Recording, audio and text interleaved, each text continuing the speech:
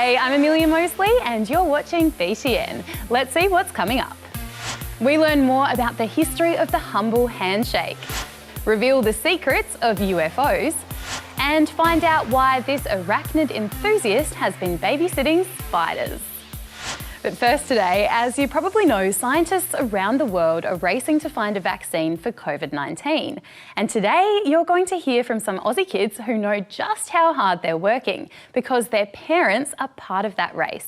Here's Millie to tell you more. Hi, my name is Millie Chappell. I'm 11 years old, and this is my brother Benji. Hi. And my sister Josie. Hi. We live in Brisbane. I'm going to tell you about vaccines with help from my friends and our parents. My dad, Zoe and Lucy's dad, and Emma and Adele's mum all work at the University of Queensland. Like many other scientists right now, they're working on a vaccine for COVID-19. What is a vaccine? A vaccine is something that we use to try and protect people from disease. It teaches your body what a disease is, so that then it can make a proper immune response and stop you from getting sick. How does it help people? Before vaccines, people used to get a lot more diseases. Things like measles and smallpox and polio. They're diseases we don't really see much of today, and it's all because of vaccines. Why is it important to make a vaccine for COVID-19? COVID-19 is a really severe disease. It's making a lot of people sick and people are dying. If we have a great vaccine, we can stop the virus from circulating and save people's lives. How do you make a vaccine? Well, Lucy, that's a really good question. Making a vaccine is actually pretty complicated. And on top of that, there's lots of different types of vaccines. But there's a few different ways you can make it. One is you can actually use part of the virus, and you can actually use that and make it a dead version or make it an activated version, and you can give that to people to trick their body into thinking that they've been exposed to the virus and then they raise immunity against it. Or now there's a lot more modern techniques, like the techniques we're using at the University of Queensland, where we're using molecular biology and genetic engineering and cell culture, and we're able to take sequences of DNA and actually turn that into a vaccine. How long does it usually take? Normally, to make a vaccine, it can take anywhere up to 10 to 15 years. But our lab here has a really special technology that allows us to do that in as little as 12 to 18 months. We need to both understand the disease that we're trying to treat and also understand how the vaccine works. And the main reason for that is because we want to make sure it's safe. Unlike a drug where you would give a drug to someone who's already sick, a vaccine is only given to healthy people, people who are not sick.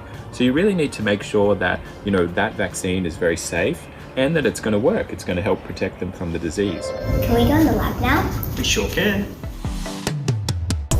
Every time we go into the lab, there are some safety measures we need to take. Like wearing our gloves. That's right. Also, eye protection, clothes and shoes, and lab coats.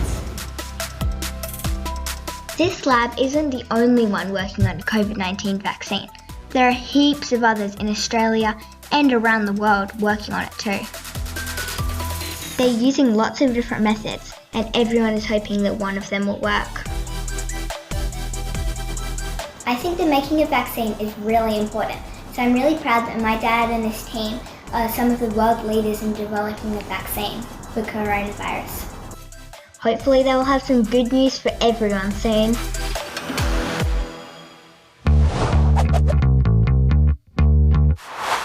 The PM's announced a 3-stage plan for lifting coronavirus restrictions. Which one of these activities is allowed in stage 1 of the plan? Going to the playground, going to the cinema, or going to the gym? It's going to a playground. Stage 1 also includes opening shops, small cafes and restaurants, regional travel and outdoor gatherings for up to 10 people. But it's still up to states and territories to decide when to change the rules. The PM says he wants to have the economy up and running again by July. UK Prime Minister Boris Johnson has just had a baby, Wilfred Laurie Nicholas Johnson. Why did he choose the name Nicholas? Was it his granddad's name, Is he a big Nicolas Cage fan? Or was it after the doctors who treated him for coronavirus? The PM named his son after 2 doctors, both called Nick, who helped to save his life. Now, what do you think this is? It's the name of the new baby of tech billionaire Elon Musk and his partner, musician Grimes. Apparently, it's announced XAsh-A12. Interesting. What has China just successfully launched? A new aircraft carrier? A new type of spacecraft? Or a flying car? It was a spacecraft. The unmanned craft, which is designed to carry 6 taikonauts, took off on board a newly designed rocket called Long March 5B. Can you name this British celebrity? It's former soccer star David Beckham. He's one of several celebrities who have been reading out parts of Harry Potter and the Philosopher's Stone to keep people entertained in isolation. Hi BTN, I'm watching you from home. Now to sport. As you know, lots of competitions have been cancelled for a while now, which has been tough on fans and even tougher on professional players.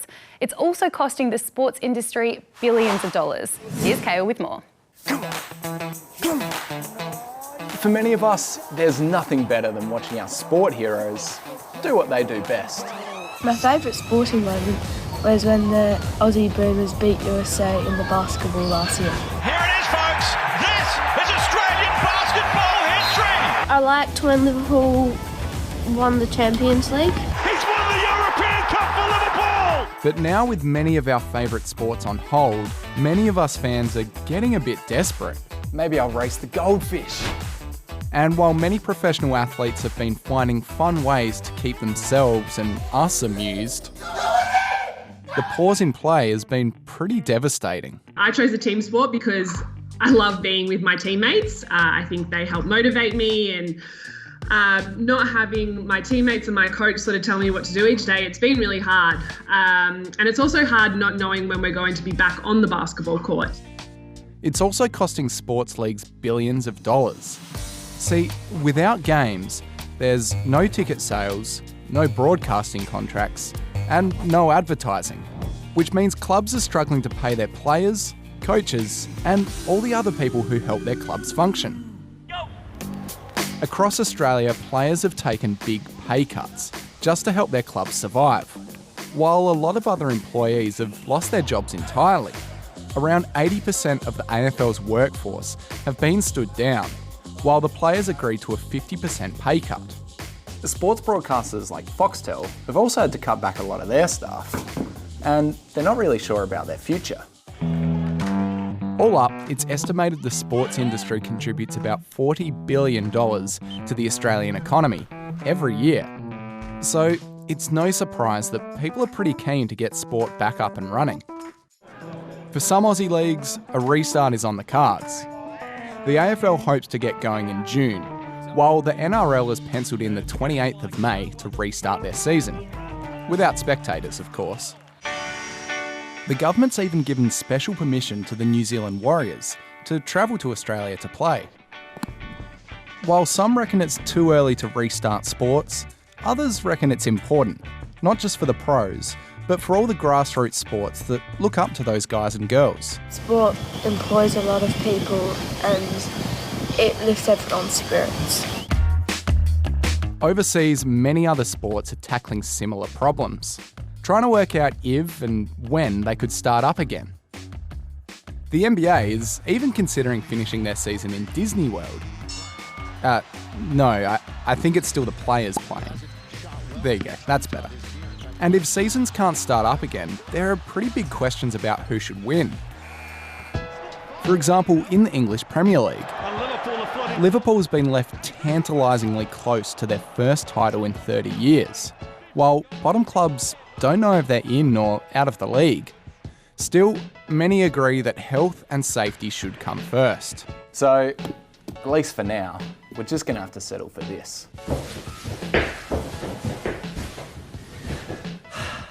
And we can look forward to a time when we go back to watching our heroes play our favourite games. He's got the most impossible goal! BTN, my name is Cameron. I'm watching you from my home in Fletcher, New South Wales. As well as all the working and studying from home, COVID-19 has changed the way we greet friends and strangers. In fact, some reckon it could spell the end of the handshake. So why do we shake hands anyway? Jack investigates.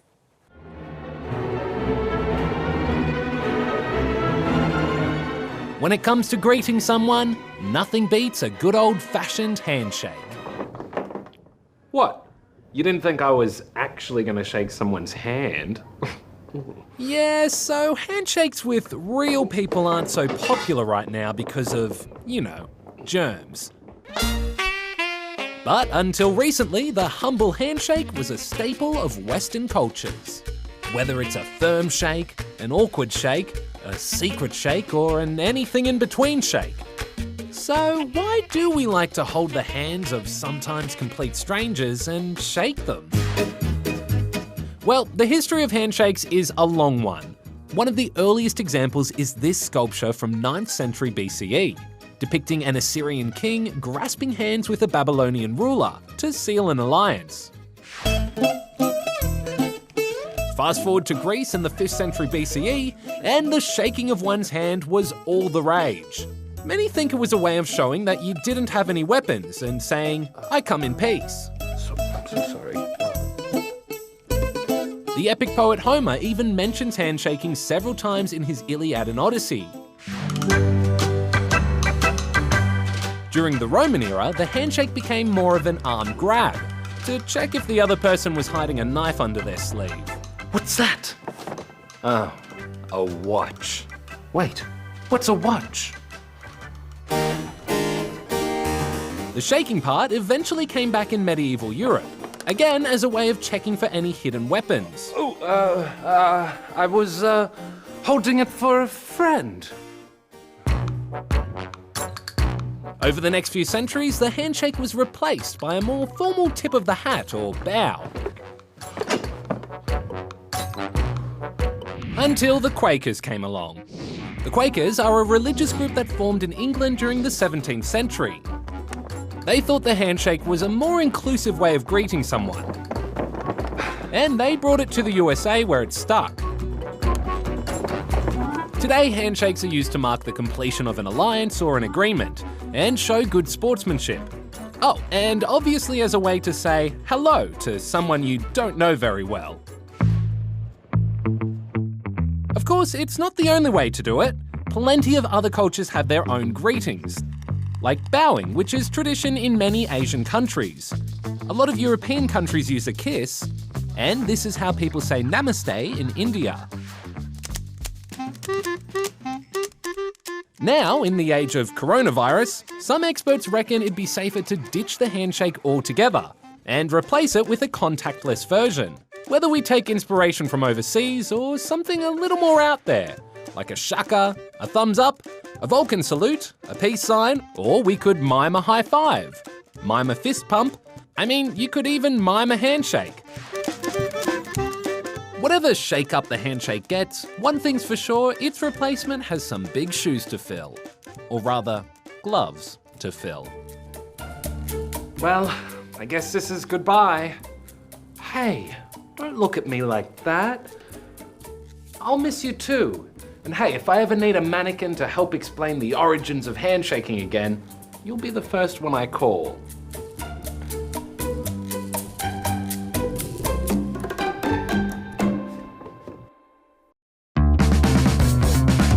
Did you know people in Tibet greet each other by sticking out their tongues? It apparently dates back to the 9th century when Tibet was ruled by an unpopular king with a black tongue. After he died, lots of people would stick out their tongues to prove they weren't the reincarnated king. Hi BTN, my name's Alicia and this is my brother Austin, and we're watching you from Sydney in Penrith. Now to something a little more mysterious. Recently, the US military released some videos of real-life UFOs. So, is it proof that aliens exist? Well, probably not. Here's Jack.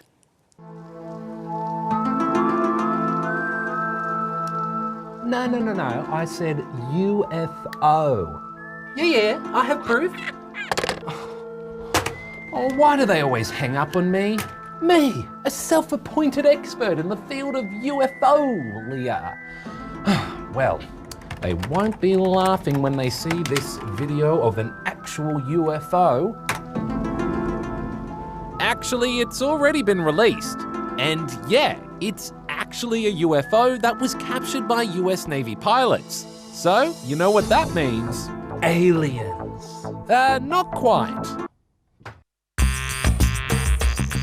You see, a UFO doesn't necessarily mean there are aliens involved.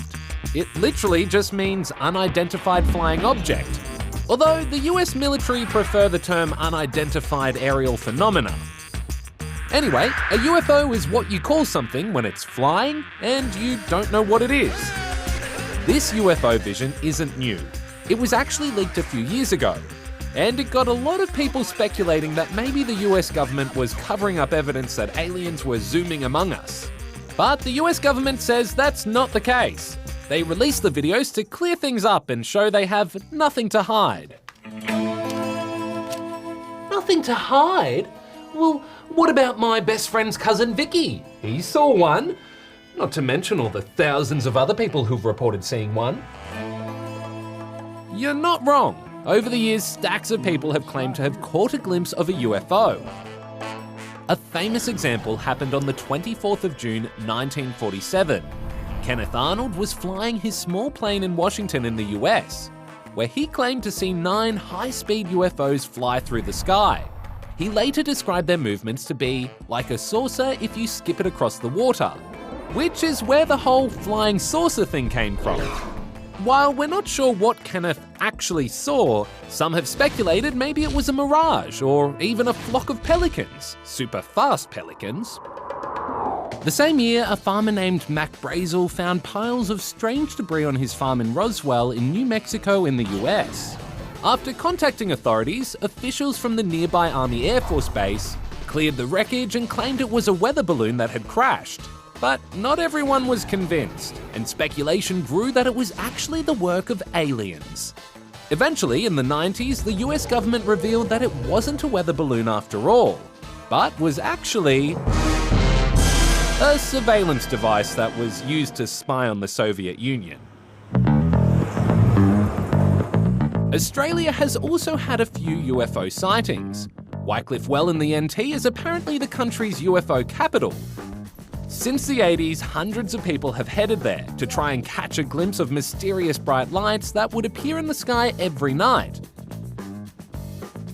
These days, many governments have departments responsible for investigating reports of UFOs. In most cases, they end up being things like satellites or bright stars, but they do take reports very seriously.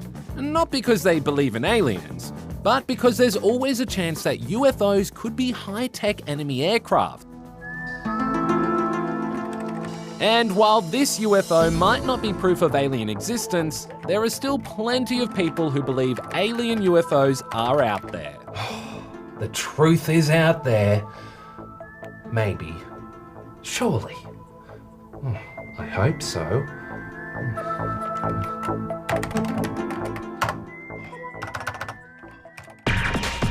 Do you have a question about UFOs? Well, you can ask me live on Friday during Ask a Reporter. Just head to our website for all the details.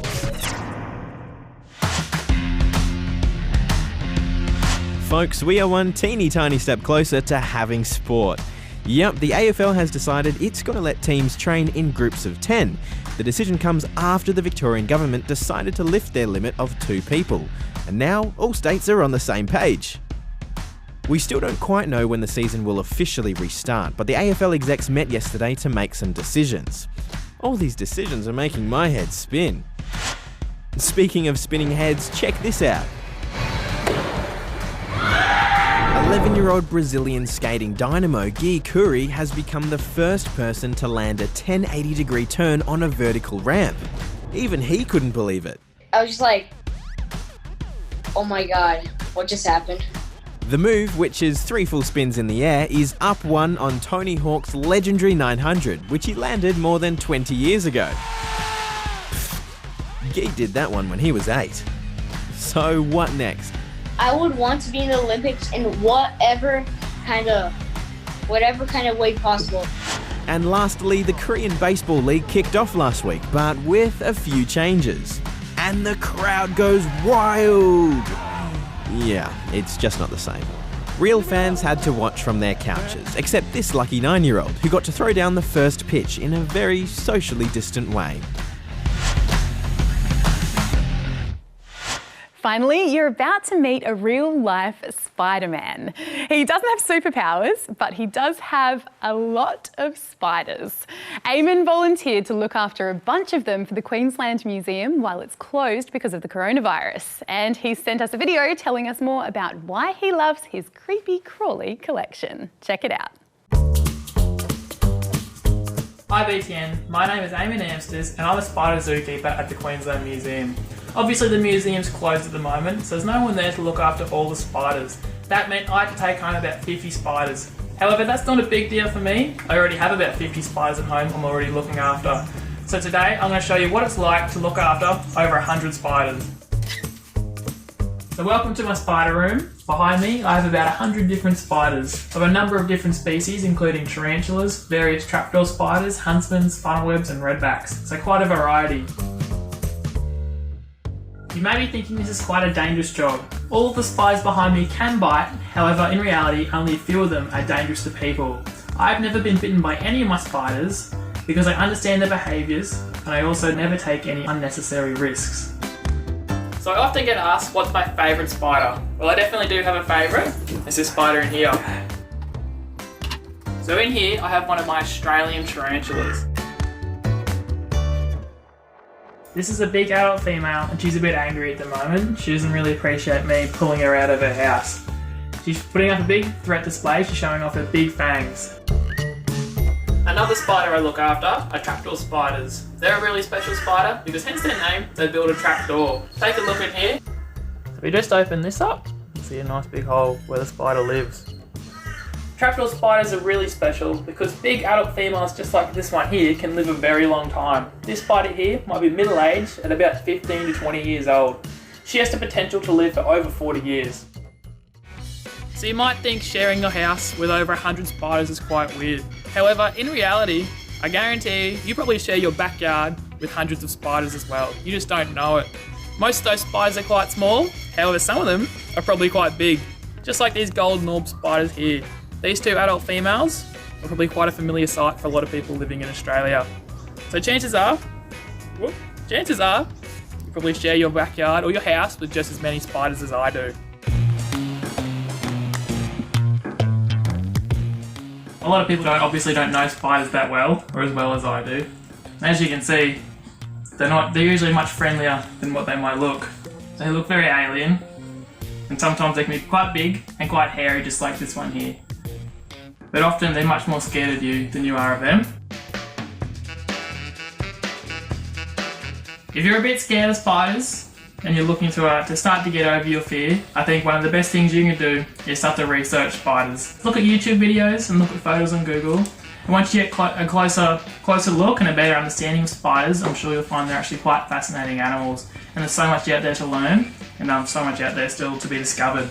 And often you might find as well, they can be quite pretty. They can be quite pretty, and some of them seem to have a lot of personality. They can be quite good mothers, and some of them are very smart. They're such diverse, amazing animals. They're cool, but I think I'm still more of a cat person. Well, that's it for today, but we'll be back next week with more. In the meantime, there's heaps to see and do on our website, and you can catch BTN Newsbreak every weekday. And if you're 13 or over, you can check out our YouTube channel. I'll see you soon. Bye.